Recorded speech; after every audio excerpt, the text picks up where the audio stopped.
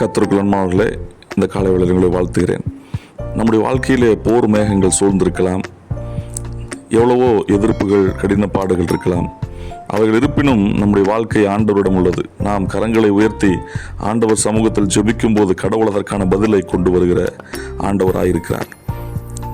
மோசே மலையுச்சியில ஏறி அமலேக்கியர் இஸ்ரவேலரை மேற்கொள்ள வரும்போது தன் கரங்களை உயர்த்தி ஜெபித்துக் கொண்டிருந்தார்.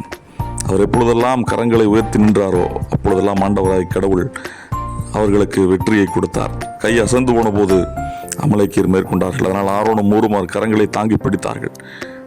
மோசே தொடர்ந்து ஜெபித்து வெற்றியை பெற்று யாத்திராகமம் 17:15 அங்கு ஒரு பலிபீடத்தை கட்டி அதற்கு யெகோவா நிசி என்று பெயரிட்டார். அதற்கு கர்த்தர் ஜெயக்கூடியானவர் என்று அர்த்தமாம். பிரியமானவர்களை, இன்றைக்கும் நாம் அசந்து போகாமல் கரங்களை உயர்த்தி ஆண்டவர் சமூகத்தில் ஜெபிக்கும் போது யெகோவா நிசி நம் வாழ்க்கையிலும் வெற்றியை தருவார். ஆமென்.